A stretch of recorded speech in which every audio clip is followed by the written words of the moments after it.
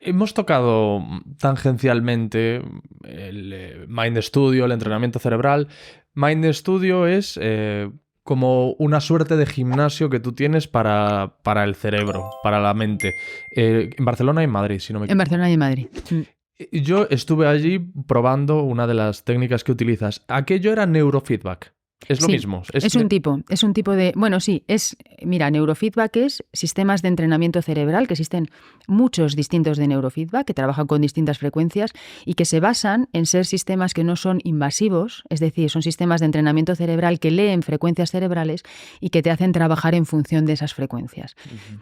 Dentro de ese ámbito de neurofeedback hay infinidad de sistemas y luego dentro de los sistemas, hablando de sistemas tecnológicos, hay muchos distintos también. Y después hay protocolos de utilizar. Entonces, lo que yo he creado en Mind Studio es, utilizando una tecnología de neurofeedback que existe, crear protocolos que son propios míos. Y es ahí donde está la diferencia, te diría, Alex, porque yo desde que empecé a hacer entrenamientos cerebrales, que creo que es un ámbito que me vino porque me tenía que venir, por coherencia vital, por lo que yo he estudiado, por lo que he hecho, por mi tipo de trabajo, etcétera, me di cuenta de que eso es lo que quería hacer. O sea, que quería ayudar al desarrollo humano desde la ciencia del cerebro y desde la neurociencia aplicada. Fui siempre muy autodidacta. Y esto es curioso, porque dices, ¿cómo vas a ser autodidacta con el cerebro? Bueno, pues porque estos sistemas, en realidad, como no son invasivos, te permiten, una vez más, juguetear. Y yo en esa época, yo he estado muchos años de investigación, antes de entrenar a nadie, yo investigaba conmigo y con mi gente cercana. Uh-huh. Entonces, no vas a hacer mal, pero sí puedes hacer mucho bien si lo haces mejor. Entonces, yo lo que he hecho es mucho ensayo de bueno, voy a hacer ciencia un poco con prueba y error. Oye, ¿qué ocurre si entrenamos este área? Si pasa esto, si a este síntoma le entreno este área cerebral, le leo estas frecuencias, hago... Y entonces en eso creo que es donde está el éxito de los resultados que tenemos en Mind Studio, que no me he dejado, porque mira, una cosa que está bien que hablemos, normalmente quien está detrás de la tecnología, de este tipo de sistemas, lo que le interesa es hacer cosas muy fáciles porque el negocio está en vender máquinas, entre comillas.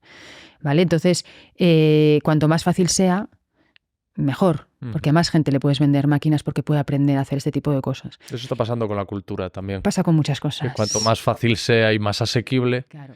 Pasa con muchas cosas. Entonces, yo en eso soy muy perceptiva. Enseguida me di cuenta de, oye, un momento, espera, porque no... Yo tenía muchas preguntas que no tenían respuesta. Y dije, entonces, espera, a ver, si yo tengo la posibilidad de hacer investigación con esto, voy a hacerlo. Y no me voy a creer las cosas que me dan, porque esto yo creo que es más complejo de lo que a mí me están diciendo. Y entonces, pues ahí está. O sea, yo me he dedicado mucho tiempo a hacer esto y a mí me fascina, porque a mí me encanta hacer ciencia. Y entonces todo eso para responder a tu pregunta, que sí, es un sistema de neurociencia, de neurofeedback, pero muy diferente a lo que es un sistema de neuroretroalimentación básico. O sea, es muy distinto. Entonces es lo que hacemos en Mind Studio, que son gimnasios y spas cerebrales.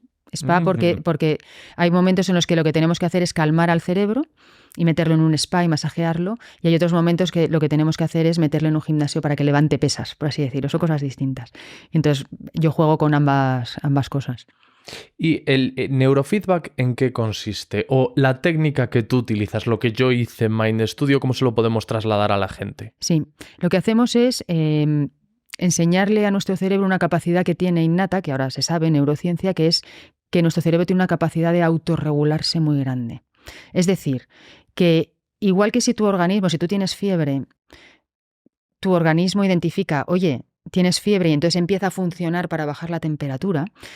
Nuestro cerebro tiene una particularidad y es que no tiene ese termostato, no tiene ese que le diga si está funcionando bien o mal. Entonces, no lo tiene hasta que le colocas unos electrodos y lees su actividad cerebral y se la enseñas. Entonces, de eso se trata, de leer su actividad cerebral y poder hacerle consciente a tu cerebro de lo que está haciendo. Porque una vez que es consciente, puede modificar cosas. Y eso es lo que nosotros hacemos. O sea, para explicarlo de una manera muy simple y que se entienda, yo puedo leer el grado de estrés cerebral que tienes. Entonces, si yo a tu cerebro le enseño, le digo, oye, mira, estás funcionando con unas frecuencias altísimas de high beta, que son las frecuencias asociadas al estrés, y se lo enseño, tu cerebro va a decir, coña, yo no me había dado cuenta de esto, no había hecho nada para contrarrestar esto porque no sabía que estaba en este nivel de frecuencias. Pero ahora que lo estoy viendo, voy a empezar a hacer cambios. Entonces empieza a hacer un trabajo de frecuencias para eliminar esas frecuencias y empezar a producir otras. Pero la particularidad de esto, que es lo interesante, y es a lo que yo le he metido mucha dedicación y muchas horas, es ver cómo en función de lo que quieres lograr, que son muchas cosas las que puedes lograr. O sea, tú cuando te entrenas con estos sistemas, es que puedes lograr casi cualquier cosa. Puedes mejorar tu sueño. Oye, yo no duermo bien porque me cuesta dormirme. Vamos a trabajar las áreas cerebrales de desencadenar el sueño y que generen las frecuencias necesarias para que tú te duermas, que son unas frecuencias que se llaman delta. Entonces podemos trabajar eso específicamente. O a mí lo que me pasa es que me despierto a mitad de la noche. Todos los días a las 4 de la mañana, que esto ocurre mucho. Sí. Es otro área cerebral. Despertares. Los despertares nocturnos, muy incómodos. Horrible. Entonces, no, pues en tu caso vamos a entrenar esta otra área porque eso es lo que te va a tal. O yo estoy muy estresado, pero claro, yo indago, ¿de dónde viene ese estrés? ¿Ese es un estrés emocional? ¿Es un estrés crónico o no? ¿Es un estrés puntual? ¿Dónde te afecta ese estrés? ¿Es un estrés que te hace que te duela la cabeza? ¿O que te duela el estómago? ¿O que estés de mal humor? ¿O que hayas perdido las ganas de vivir y las ganas de reírte? Entonces, en función de esa información, yo puedo elegir qué áreas cerebrales leo y qué frecuencias podemos hacer entrenar. O sea, es un traje a medida. Y eso... Claro, y eso necesita saber mucho de cuál es la mejor, por así decirlo, con la mejor estrategia para cada persona. Y aquí, bueno, es que aquí podríamos hablar horas, Alex, pero hay una cosa que es muy interesante y con la que yo trabajo y es ver que muchas veces para mejorar algo que tienes débil o que no está funcionando bien, no es ir a mejorar aquello primero, sino que es ir a darle seguridad a tu cerebro reforzando algo que sí hace bien, como que se deleite en esto que sabe hacer bien. Y desde esa seguridad, yo ya sé que voy a empezar a cambiarte frecuencias que me van a ayudar después a ir a cuál es tu dolor, entre comillas, y que aquello vaya mejor. Porque hay muchas veces que si vas directamente al lugar del problema, tu cerebro lo que hace es asustarse, porque estás tocando un dolor, entre comillas. Pero esto no le pasa a todo el mundo, o sea, depende, hay personas que sí, personas que no. Y esto es una buena lectura de síntomas, una buena lectura de la persona, de qué está pasando, de su historial, y en función de eso podemos entrenar de una u otra manera. Bueno, es un campo, te puedes imaginar, es fascinante. Y para transmitirle de forma más gráfica a la audiencia lo que yo hice. Yo recuerdo, me senté con unos electrodos en la cabeza y lo que hice fue ver una serie en una plataforma de streaming. Sí.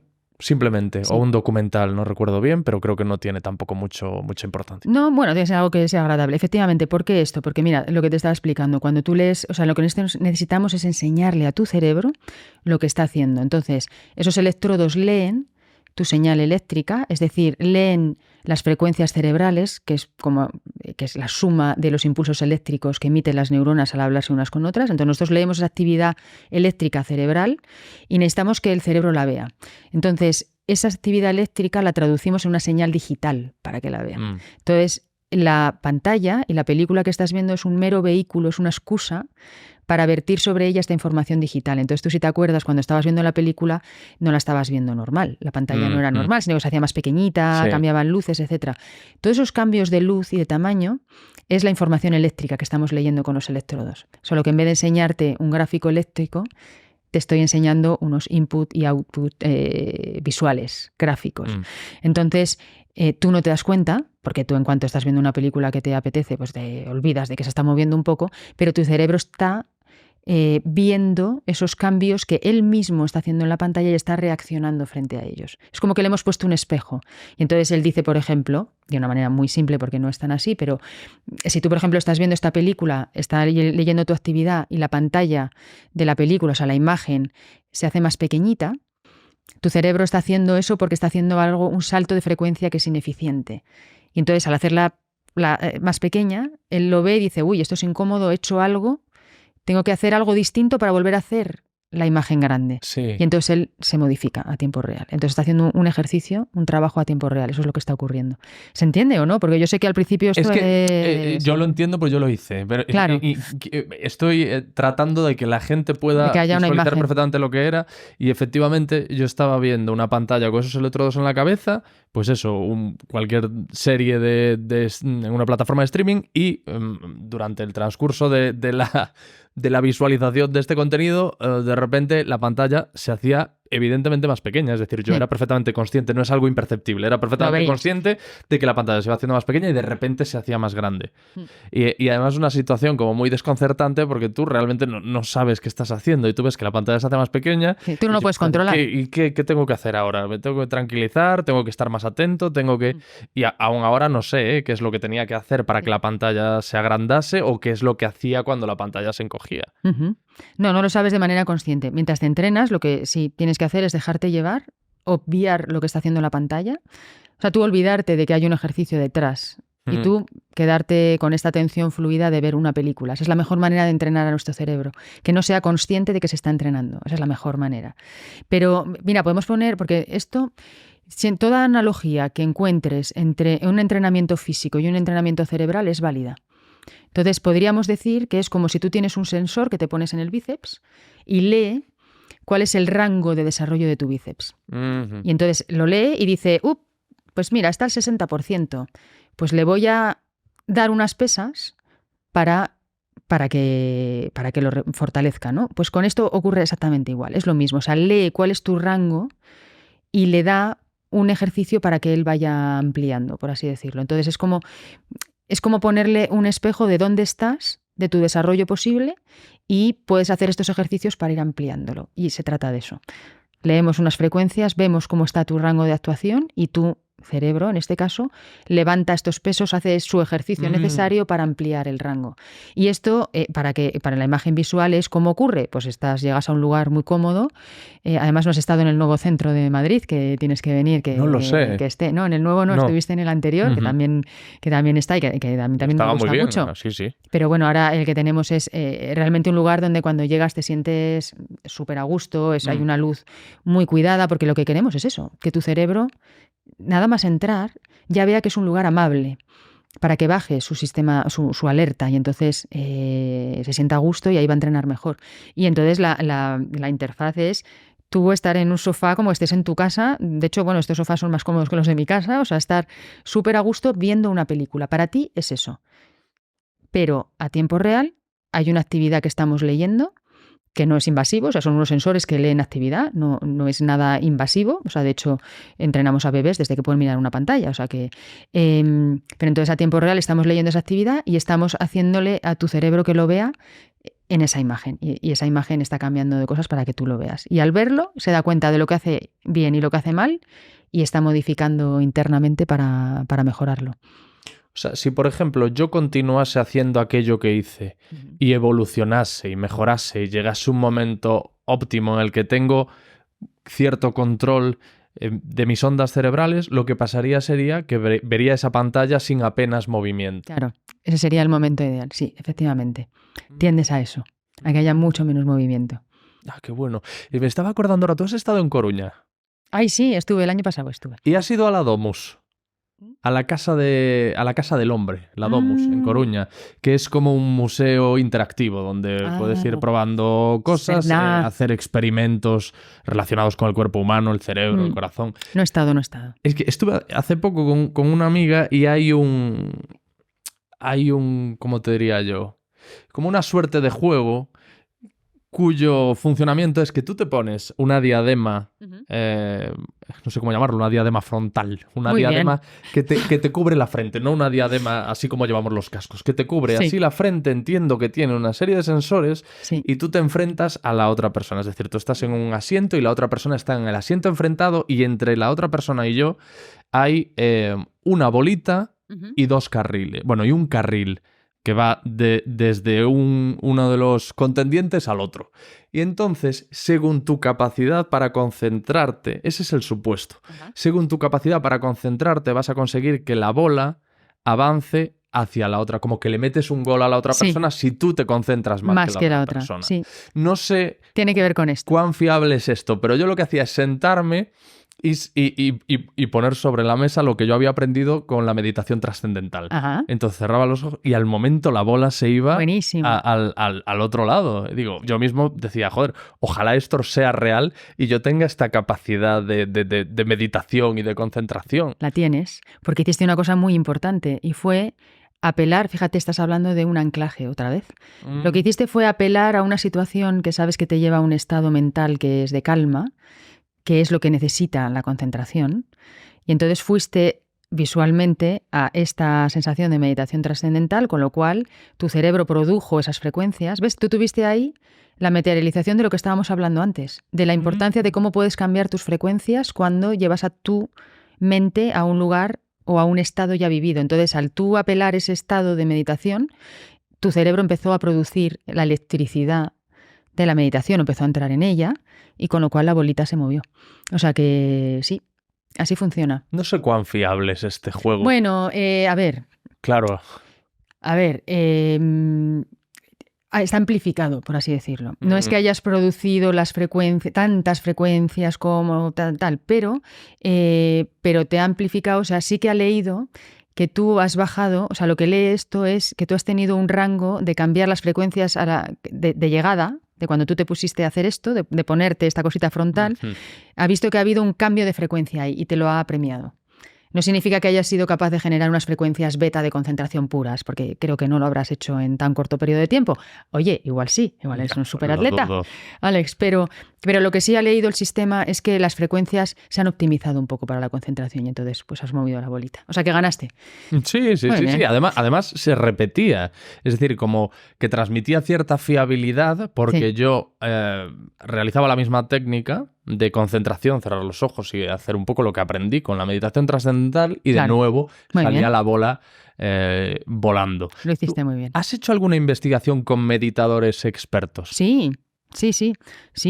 De hecho, he tenido varios que han venido, que además, quien tuve que son meditadores profesionales, o sea, gente que ha abandonado su vida para dedicarse a meditar, o sea, son...